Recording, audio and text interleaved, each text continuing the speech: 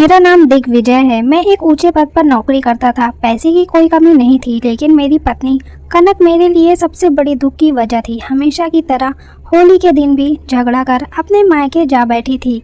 उसकी हमेशा से यही आदत थी। जब भी हमारा किसी बात पर झगड़ा होता तो वह अपना सामान उठाती और मायके चली जाती। मैं उसे लाख रोकता, समझाता, मनाने की कोशिश करता, लेकिन उसका गुस्सा ठंडा ही ना होता। इसलिए जब होली के दिन वह झगड़ा करके घर से निकलने लगी तो मैंने भी उसे रोकने की कोशिश नहीं की। मैं भी रोज रोज के उसके झगड़े से तंग आ चुका था और अब कुछ वक्त का सुकून चाहता था। कनक को लगा था कि शायद होली का दिन है, मैं उसे रोकने की कोशिश करूंगा, लेकिन जब उसने देखा कि मैं उसे नहीं रोक रहा हूं तो वह और ज्यादा गुस्से में घर का दरवाजा पीटकर घर से बाहर निकल गई। इस दफा मैं उसके बगैर परेशान होने वाला नहीं था, बल्कि मैंने सोच लिया था कि मैं उसकी गैर मौजूदगी को एंजॉय करूंगा। हर बार वह सुकून से अपने मायके जाकर बैठ जाया करती थी और मैं सारा वक्त उसकी गुमशाद करते करते गुजार देता या फिर उसके मायके के चक्कर काटता रहता, लेकिन वह टस से मस नहीं होती थी। इसलिए मैंने सोच लिया था कि इस बार मैं उसे उसके हाल पर छोड़ दूंगा और खुद किसी और तरह से अपनी ख्वाहिश को पूरा कर लूंगा। जैसे ही कनक घर से निकली, मैंने फौरन तैयारी की और गाड़ी की चाबी उठाकर गुनगुनाता हुआ चंदा बाई के हवेली के लिए निकल पड़ा।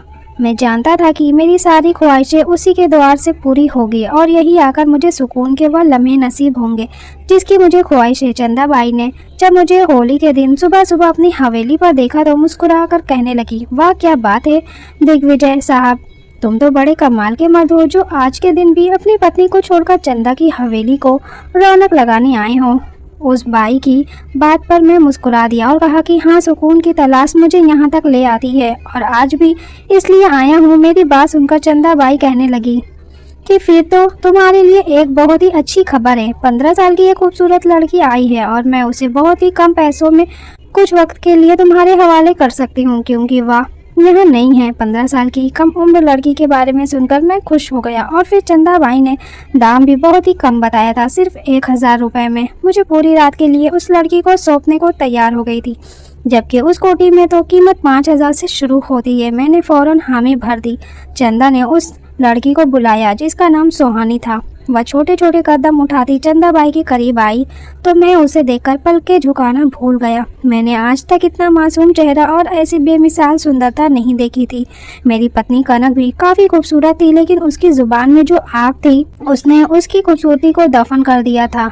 मैंने जल्दी से चंदाबाई को रुपए थमा दिए कि कहीं उनका इरादा बदल ही ना जाए और उनसे वादा कर लिया कि एक रात गुजार कर मैं अगली सुबह खुद ही सुहानी को उनकी हवेली ले आऊंगा। मैं सुहानी का हाथ थामे हवेली से बाहर निकला था और खुशी खुशी सोच रहा था कि कनक को तो खबर भी नहीं होगी कि मैं उसके पीछे कैसी अय्याशी कर रहा हूँ। लेकिन वह कहते हैं कि सच छुपे नहीं छुपता और एक न एक दिन खुद ही सामने आ जाता है। मुझे भी अंदाजा नहीं था कि मेरा यह सच खुल जाएगा। सुहानी को लेकर मैं सीधा अपने घर पहुंचा था, लेकिन मेरा दिल तेजी से धड़क रहा था। यह पहली दफा था जब मैंने किसी गैर औरत को अपने घर की दहलीज तक लाया था। मेरी नीयत में खोट था, इसलिए मेरे माथे पर बार बार पसीना आ रहा था। आखिरकार मैं अपनी पत्नी से धोखा करने जा रहा था, उसकी जगह एक बाजारू औरत को देने वाला था। मैं सुहानी को सीधे अपने बेडरूम में ले आया, उसका हाथ पकड़कर, और उसकी खूबसूरती की तारीफ कर रहा था। सुहानी बहुत ही गुमसुम सी बैठी थी, ना ही कुछ बोल रही थी। मैंने मोहब्बत से उसे अपने करीब किया तो वह फफक कर रो रही थी। मेरे रोंगटे खड़े हो गए। उसकी हालत देखकर मैं सांस लेना भूल गया था। मैंने हकलाते हुए उससे पूछा कि क्या हुआ। उस लड़की ने अपने कंधे से लगा कपड़ा नीचे कर दिया, जिसे देख मेरी रूह कांप गई। उसके शरीर पर गहरे निशान थे, जैसे किसी ने उसको जानवरों की तरह नोचा हो। पल भर में ही मेरी सारी खुमार उतर गई थी और मैं उसे छोड़कर कुछ कदम पीछे हट गया था। वह अजीब से अंदाज में कहने लगी, साहब जी क्या बात है, आप मुझे यहाँ जिस मकसद के लिए लाए हैं क्या उसे पूरा नहीं करेंगे। उसकी बात सुनकर मैं शर्मिंदगी से खामोश हो गया। कुछ देर की खामोशी के बाद उसने मुझे जो कहानी सुनाई वह सुनकर मेरी आत्मा तड़प गई कि किस तरह वह दरिंदे तक पहुंची थी मैं और उस दरिंदे ने उसके साथ क्या किया था। सुहानी की तरफ देखकर मुझे बार बार अपनी पत्नी का ख्याल आ रहा था। उसके चेहरे पर भी बिल्कुल ऐसी ही मासूमियत थी। कनक भी तो घर से अकेली ही निकली थी और मैंने उसे रोका भी नहीं था, बल्कि उसके जाने पर खुशी मनाई थी। पल भर के लिए मेरे दिल में यह ख्याल आया कि अगर ऐसा ही कोई दरिंदा उससे टकरा गया तो, और यह सोचकर मुझे खौफ सा महसूस होने लगा। पता नहीं वह अपने घर पहुंची भी थी या नहीं। मैंने अब तक उसका पता भी नहीं लिया। वह कहाँ थी मुझे पता नहीं। मेरी और कनक की पसंद की शादी हुई थी, लेकिन कभी कभी शादी से पहले जो इंसान हमें बहुत खूबसूरत और दिलकश लगता था, शादी के बाद उसी की खामियां और गलतियां हमसे बर्दाश्त नहीं होती। ऐसी ही कुछ मेरी और कनक के साथ भी हुआ था। कनक को हर छोटी सी छोटी बात पर झगड़ा करने की आदत थी और उसकी इसी आदत ने ही हमारे घर के माहौल को पूरी तरह खराब कर रखा था। वह किसी मामूली सी बात पर भी राई का पहाड़ बना देती थी और इतना झगड़ा करती थी कि मैं उससे बोर हो जाता। शादी के पहले ही महीने से हम दोनों के बीच अजीब सी जंग की शुरुआत हो गई थी, जिसकी शुरुआत हमेशा कनक की तरफ से होती थी। मैं पुरुष था और चाहता था कि जब थक कर ऑफिस से घर आऊं तो मुझे घर का सुकून और पत्नी का सुख नसीब हो, लेकिन कनक से शादी ना ही घर का सुकून मेरे नसीब में आया और ना ही पत्नी का सुख। मेरे घर में कदम रखने के देर होती और वह किसी न किसी बात पर हंगामा खड़ा कर देती और इसी वजह से और उसकी इसी आदत से मुझे गलत रास्ते का राही बना दिया था। मैं घर से भागने लगा था। मेरे दोस्त राहुल ने कुछ ही दिनों में जान लिया कि मैं अपनी कनक से किस कदर बोर हो चुका हूँ। पहले तो वह बहुत हैरान हुआ कि जिस लड़की को पाने के लिए मैंने सारी दुनिया से टक्कर ली थी, मैं शादी के दूसरे ही महीने उस लड़की से इतना बोर हो सकता हूँ। लेकिन जब उसे बताया कि कनक का व्यवहार कैसा होता है तो वह हंसकर कहने लगा, पहले इश्क ने आंखों पर पट्टी बंधी थी, क्या जो हकीकत अब दिखाई दी है। राहुल की बात पर मैं शर्मिंदा हो गया था, क्योंकि वाकई में हम शादी से पहले 2 साल तक एक दूसरे की मोहब्बत में गिरफ्तार रहे थे और उन 2 सालों में मैंने कभी कनक का यह रूप नहीं देखा था। राहुल कहने लगा कि चल तू फिक्र ना कर, मैं तुझे ऐसी जगह ले चलता हूँ जहाँ तुझे सुकून ही सुकून नसीब होगा। चंदाबाई की हवेली लेकर जा रहा हूँ, वहाँ जाकर तू अपने सारे गम भूल जाएगा। मेरे लिए यह नाम बिल्कुल नया था। उससे पहले कभी राहुल ने कभी किसी चंदाबाई का जिक्र नहीं किया था।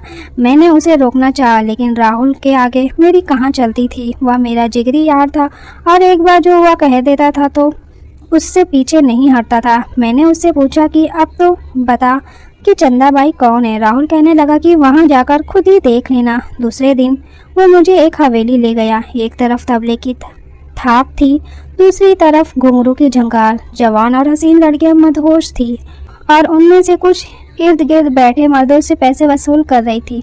मैंने मजबूती से राहुल का हाथ पकड़ा और कहा कि यहाँ से वापस चल, मैं एक शरीफ घराने का मर्द हूँ और आज तक ऐसी जगह पर नहीं आया हूँ। मेरी बात सुनकर राहुल हंसते हुए कहने लगा कि यहाँ सब शरीफी घर के मर्द आ जाते हैं, क्योंकि हमारी पत्नियाँ हमें सुख नहीं दे सकती, छोटी छोटी बात पर झगड़ा करती हैं और हमें अपने आप से खुद दूर करती हैं।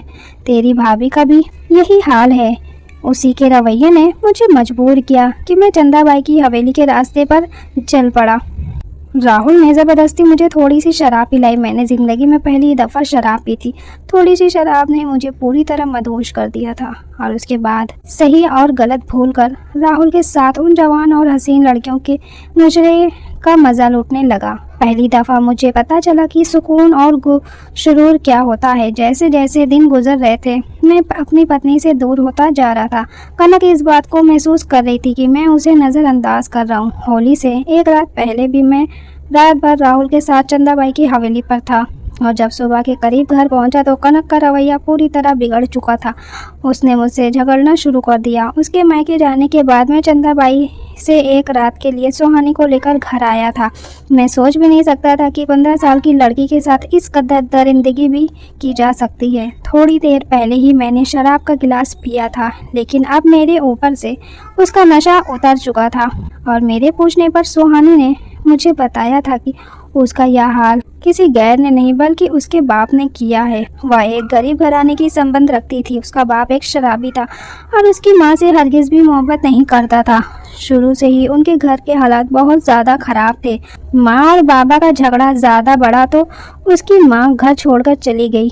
लेकिन वह सुहानी को यह सोचकर अपने साथ नहीं लेकर गई कि सुहानी की खातिर उसका पति उसे लेने के लिए आएगा। लेकिन सुहानी के बाप ने उसकी मां की गैर मौजूदगी का फायदा उठाकर अपने शराब के खर्चे पूरे करने के लिए सुहानी को 1,40,000 के आदमी के साथ बेच दिया। सुहानी मासूम भोली भाली लड़की थी।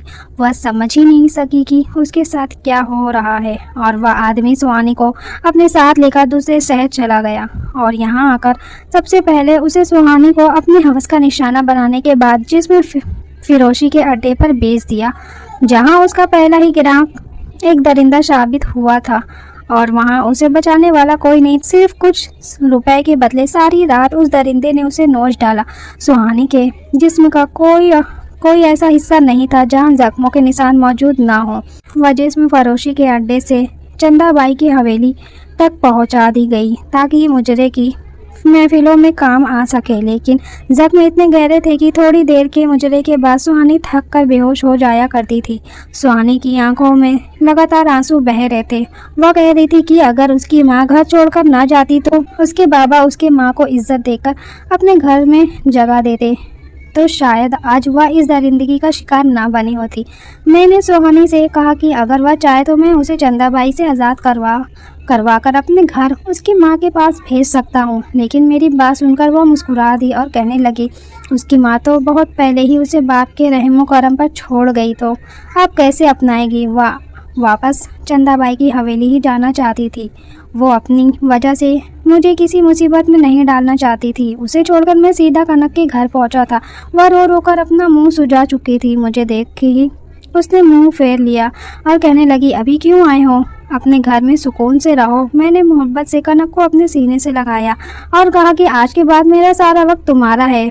मैं जान गया हूँ कि एक औरत सिर्फ अपने घर की चार दीवार में ही सुरक्षित होती है, वरना बाहर की दुनिया तो ऐसे दरिंदों से भरी पड़ी है। मैंने कनक से वादा किया था कि अब मैं उसे अपना सारा वक्त दूंगा और उससे भी वादा लिया कि वह भी छोटी छोटी बातों पर गुस्सा नहीं होगी, बल्कि मेरी गलतियों और खामियों को नज़रअंदाज कर देगी। ज़िंदगी की असल खूबसूरती इसी में है कि जिससे मोहब्बत की जाए, उनकी गलतियों को सुधारा जाए, उनकी कमियों को अपना लिया जाए, तभी हम सुखी जीवन जी सकते हैं। आज हमारी शादी को 6 साल गुजर चुके हैं। मैं और कनक के साथ अच्छी जिंदगी गुजार रहा हूँ। तो दोस्तों, आपकी इस कहानी पर क्या राय, कृपया कमेंट में ज़रूर